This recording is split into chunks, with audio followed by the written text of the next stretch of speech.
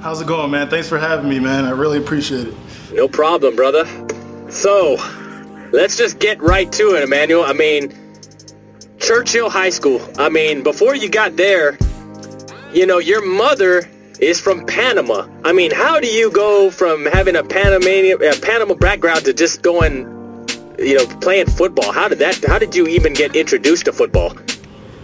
Yeah, I'm glad you brought that up because right off the bat, people don't actually know that about my mom. So half the time, I have to argue about why I'm Hispanic because people are like, "No, you're black."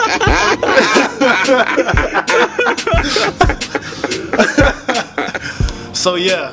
Well, I appreciate you starting from there, but no, man. If y'all didn't see my picture yet, y'all get confused if you saw it. But anyways, so. So my mom, being an immigrant, you know how immigrants are. They always want to come to America, get a great life, better life, and they want the best for their children. And that's exactly what my mom wanted from me. If anything, she told me I could be president because I was born here. So she had everything ready for me. Well, watching this campaign, anybody can run for president. You're right. Oh man, I shouldn't have gone there, but yeah, it was more optimistic back then to say that. So I'll keep it there. But yeah, so growing up, I was raised education first. That's what my mom, because growing up, people always saw me and they're like, "Wow, your son, he could be a basketball player, he could be a professional football player." My mom's like, "No, he's more than just an athlete. He can be an intelligent young man, a Hispanic guy from Panama, and he's gonna represent, you know, where we come from." So she was very focused on my education to the point that I didn't actually get to play football till I got to Bradley Middle School, shout out, and that was only because you start playing football in 7th grade. And because my mom always focused on education, she's like, as long as your grades are all A's, maybe a B or two, then you can play football. So because I never had the opportunity to play that sport until middle school, that gave me that much more, you know, drive to say, I want to do this. And the fact that I was always a good kid, and football, there's something about it that allows you to be yourself, and you can do things in the game, you know, knock people out, get a slobber knocker, do whatever you got to do to make the play, versus, you know, being a good student, there's only so much you can do between the lines. So that freedom is really, you know, what gave me the passion to keep playing, and the fact that I couldn't play football before. Well, now we talk about, you know, your football IQ. Now, you talk about, you know, when you were at Bradley, you weren't a defensive end or linebacker, were you? Nope, no, it was not. When I went to Bradley, I actually started at running back because that's the only position that I knew what it meant. So I was like, what position would I be? And they were like, well, you're fast. And I was like, they were like, can you catch? And I was like, it's like 50-50. So they decided running back would be the best position. And it worked out really well. And then they also had me on free safety at defense because I just flew at people and tackled them. So now we go to Churchill, and you played for Coach Hill. And, you know, I know that a lot of college coaches probably saw you as a tweener. Now, if y'all at home don't know what that is, it's kind of like, you know, you're in between, you know, your size is kind of in between two positions. So you were kind of sitting, you know, in between a defensive end and linebacker. But at Churchill, they just put you on the edge and they said, go get the ball. 100%. That's when I first started changing positions. From middle school, I was still a running back. They saw I was really aggressive. Half the time I wanted to run over people versus do a spin move. So they moved me from running back freshman year to fullback, then fullback after sophomore year, linebacker, and after linebacker, coach wanted me to go after the quarterback. And he didn't give me any rules. He said, make a play, you're gifted, use that athleticism. I'd ask questions like, how should I do this? He's like, don't worry about it, just go make the play. So that was amazing. So Manuel, this is Dave, the co-host here with Chris. Let me ask you, during the high school thing, and after your senior year, how did all that work out? I mean, were you heavily recruited? Did you get any calls or? Yeah, so story of my life, basically.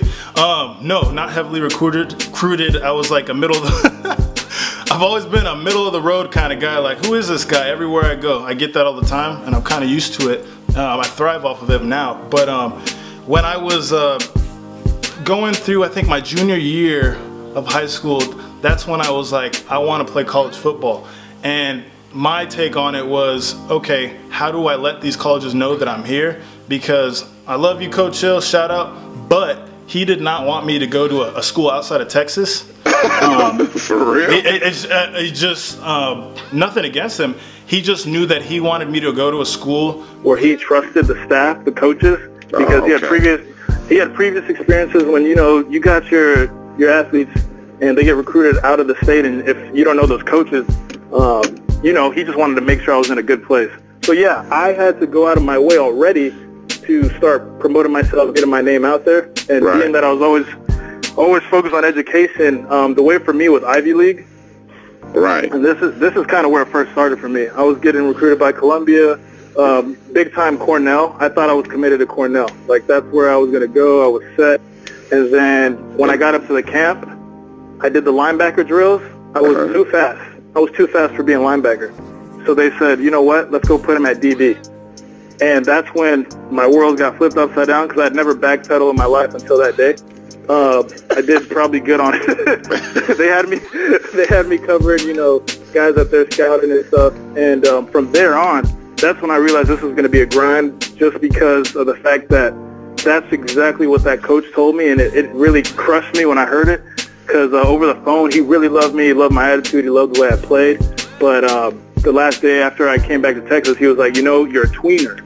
And man, I hated hearing that, because I didn't know what it meant. And the fact that I've been moved for every single position, every single year at Churchill, and then moving, you know, and to know that no matter what I do, I'm always too fast for this, or too strong for this, or, you know, not big enough for that position. And that's when I was like, okay, I'm going to have to find a place that's going to allow me to do what I know I can do. So at what point did you reach out to Chris?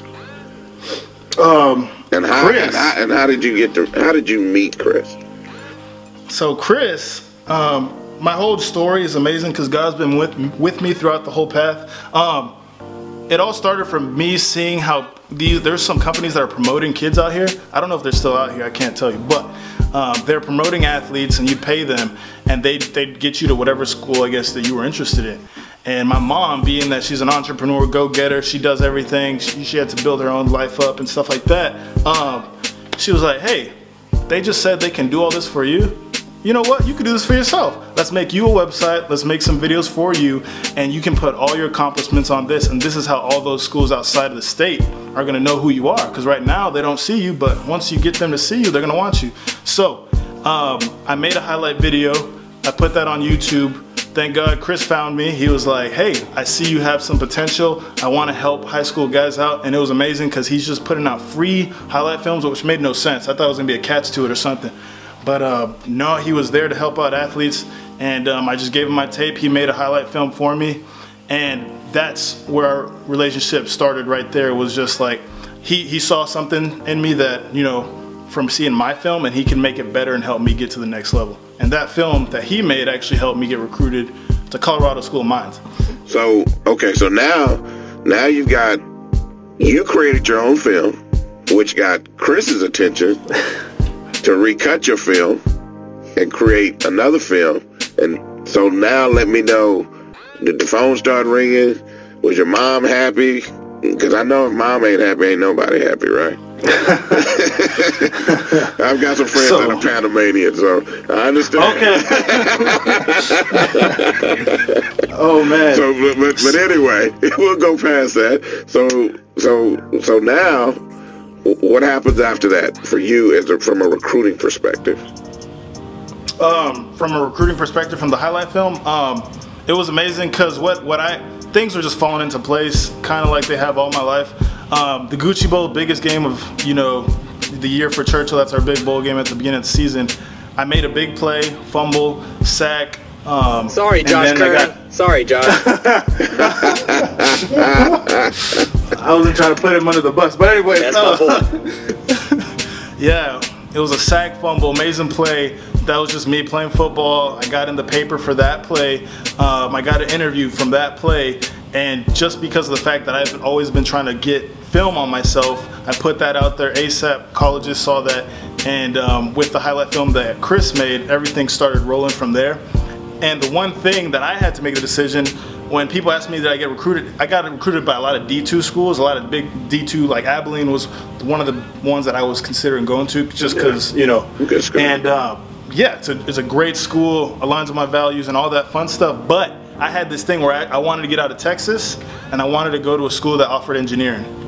And that was hard to find. Like a lot of the engineering schools, like I was getting recruited by MIT, Cornell, and Columbia.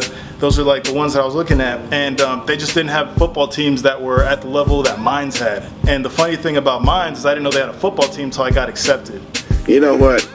We skipped over something. What was your GPA in high school? GPA from high school? Yes. It was like a 4.12. Need I say more?